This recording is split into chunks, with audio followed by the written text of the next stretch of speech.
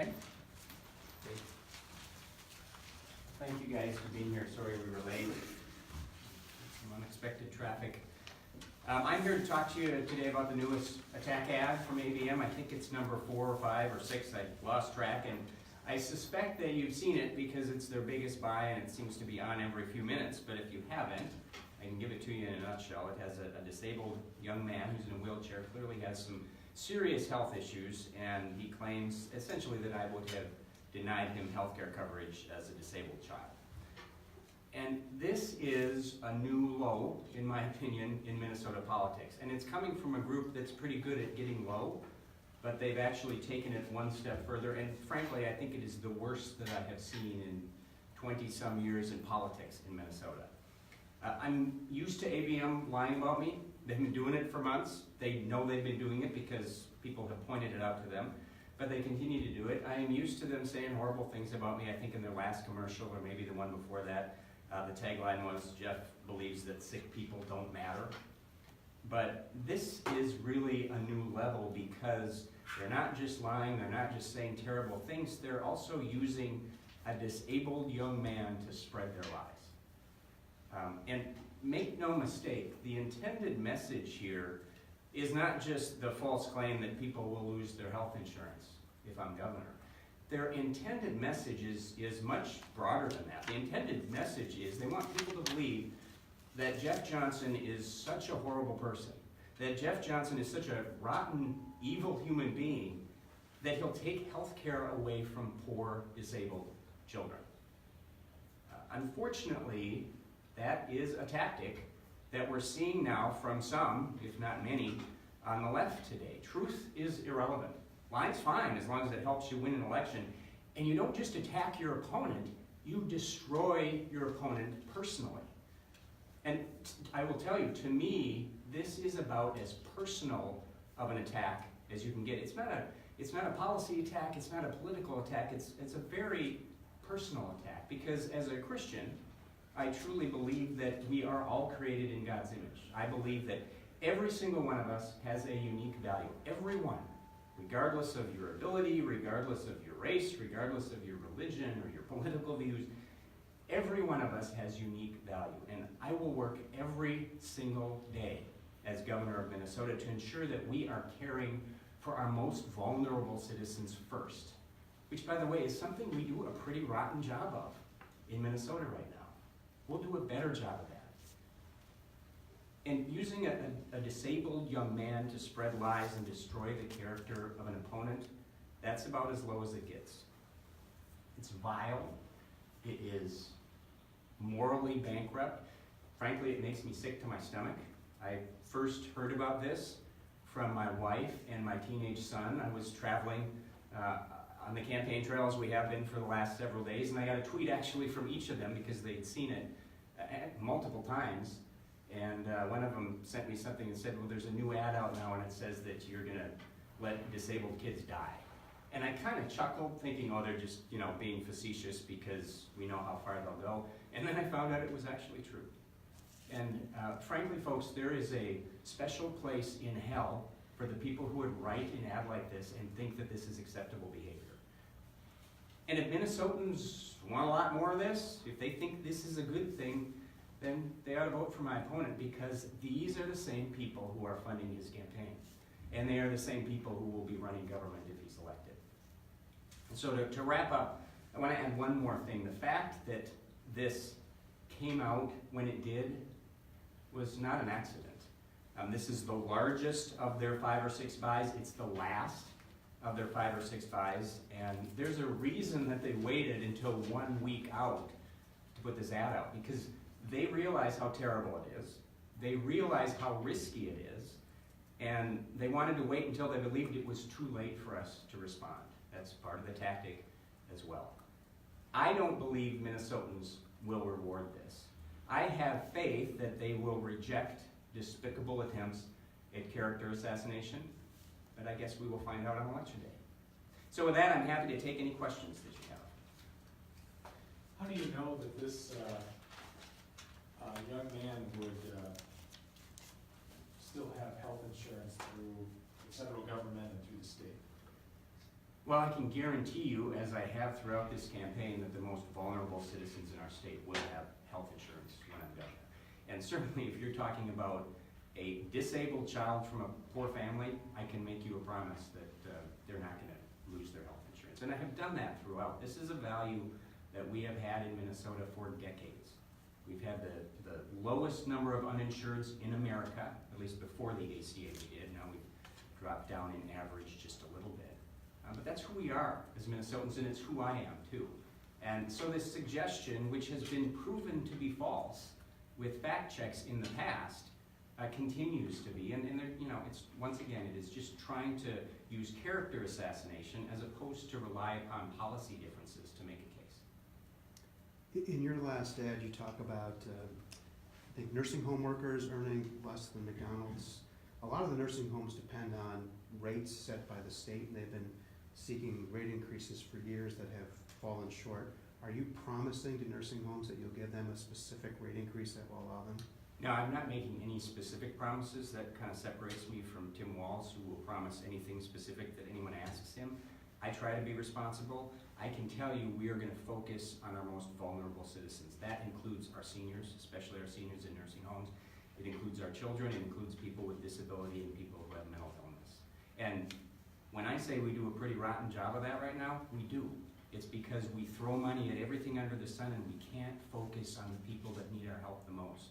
So let's do that better than any other state first, and then let's talk about all the other programs out there. But under Johnson administration, these nursing home workers will eventually earn more than, I think what you said was McDonald's wages. Yeah, absolutely. That will be a top goal of mine. Based on what, you have to find the money from somewhere. Where are you looking to find it? Well, I've answered this question many times, but let's start with the $500 million of welfare fraud that the legislative auditor has told us exists. Then let's move to the $100 million in child care fraud from last year. Then let's take a look at the $100 million we spent on MNLARS, and they're asking for more, the same people who are working on it now. Then let's take a look at the $40 million we spend a year on MNsure, which still doesn't work very well, and we could move people to the federal exchange. It would be better for them, and we'd save that money. And I could give you some other examples like that. But there's our starting point. Just a little bit of accountability in government gives us room to provide relief to taxpayers or more money in other areas. Frankly, that doesn't take all that much work. And then let's start measuring the programs that we have. Thousands and thousands and thousands of programs, some of which work wonderfully and help people. Others of which I would argue probably don't. Let's find that out.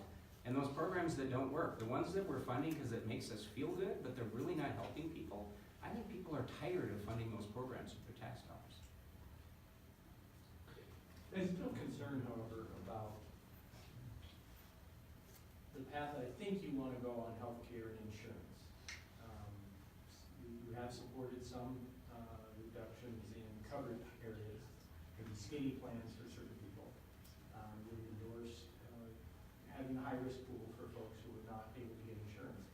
But from the Congressional Budget Office and others, there is concern that the disruption that causes to the individual market and other markets will put far too many people onto that high-risk pool, increase the cost of that pool. And if those costs aren't met, then they may not be able to get insurance that they can afford. Is the math, are you convinced the math works? Peter, I don't know how you can talk about disrupting the individual market after what we've seen in the last 6 years in the state. Thankfully, the legislature passed a reinsurance bill for what, $500 million that stabilized it for 2 years. Before that, people were seeing double-digit increases every single year. We were bankrupting people because of what Obamacare did, because we eliminated the high-risk pool, which for many people that I have talked to worked better for them. They moved from the high-risk pool into the individual market, and their premiums skyrocketed, and their deductibles skyrocketed. So, you know, I know that sometimes the response is, well, what we did before wasn't good enough, and I don't disagree with that. That is the starting point, and then let's try to get better. But we were better than any state in the country. We were certainly better than we are right now. And you talk to almost anyone who was paying attention, and they'll agree with that. So, no question, there are details that we have to work out. There's, you know, I don't claim to be the #1 expert in Minnesota on healthcare, but That is the concept. The concept is let's start with something that actually took care of people with pre-existing conditions, for many of them in a more affordable way than they're getting now. And then let's work from there to make sure we're taking care of our most vulnerable citizens. But bringing premiums down for everybody else, because they're getting killed. You mentioned the avalanche of ads from this group, I think $4 million and another $500,000, I think you said is coming in. There's been other groups. Your side hasn't stepped up. How much has that handicapped your bid? I don't know, it's hard to say. I mean, we went into this planning to win it alone, and we actually have had some help from some folks, so we appreciate that. This is not abnormal in Minnesota. The left outside groups almost always spend more than the outside groups on the right by a lot. And so, it's not like we're unique in this campaign. The same thing happened 4 years ago, probably even to a greater degree. So I'm thankful for what's out there. But our plan all along has been, let's figure out how we win this thing, whether people come in from the outside or not, and that's what we're doing. When MNsure Open Enrollment starts tomorrow, the premiums will be down, and I know you chalked that up in large part to reinsurance. But are you concerned politically that a voter, that a healthcare recipient, client might go in there, see the premiums going down and say, we don't need all these changes that Jeff Johnson talks about? Yeah. Possibly, although the changes I'm talking about are less significant than the changes that Tim Walz is talking about, because he has said repeatedly he wants to move to a single payer system. And so those of us who actually have insurance would lose that. That's part of being part of a single payer system. We all are forced onto one big government plan that treats us all the same. That's a much bigger change, and in fact one that no state in the country has done, because they recognize how extreme and wildly expensive it is. How people react to the fact that premiums are relatively stable and might actually drop a little bit, I don't know. If they're informed, they will know it's because the legislature had to spend a boatload of their tax money to try to stabilize the market for a couple of years. And relatively few people are on individual market to begin with, compared to people who are insured through employers. Right, but it's still hundreds of thousands in Minnesota. It's what, 15%, 12%? So it's not like we're talking about 17 people. We're talking about many cities full of people that are on the individual market. And to them, for every one of them, this has been devastating. Individual and small group. Yes. Sketch out the final 5 days here, kind of where you'll be, what you'll be up to, what. I will be moving pretty much from the start. I think tomorrow, I can't remember if it's tomorrow or if it's Friday, we head out. We got Almanac on Friday night, so we'll come back for that. And then early Saturday morning, we'll head out, and I don't think we'll be back until Tuesday. Back home until Tuesday. We'll be hitting spots all over the state, as well as some suburban locations. I think we got a Minneapolis event too. So it's 100% retail politics from here on out.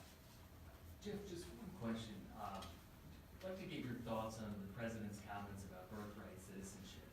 Do you agree with that? I haven't delved into the legal aspect of it. Across my Twitter feed, when I get distracted, I see that there are some who argue he can do it constitutionally. I see others who argue that the 14th Amendment wouldn't allow it.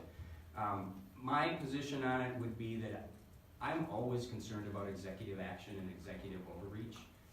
Specifically with this issue, I'm not sure, I have to do a little more work to give you a specific answer, but I always worry about that, and it would be nice if the people who are screaming loudest about this were a little more consistent, because they loved executive action under the last president and they hate it under this one.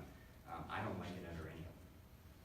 Speaking of things involving this president, I think you said earlier in this press conference about this ad that truth is irrelevant, it's about destroying your opponent personally. Hasn't the president given people license to do that with how he's gone about his, he's very loose with the truth, and he doesn't back down, and he goes at people, mocks them, calls them names. Isn't he basically inviting this type of? I don't think he's inviting it, because I think I saw this coming from some on the left well before Donald Trump was president. And I can have qualms about his personality and his style, but what I'm talking about here is what's happening in Minnesota and in the Minnesota governor's race. And this is not normal for Minnesota. We usually don't stoop this low. In fact, I don't think we've ever stooped this low before in Minnesota. And I think that should be a concern for Minnesotans. I don't think we want to go here. And again, we'll find out on Election Day. All right, thanks, guys.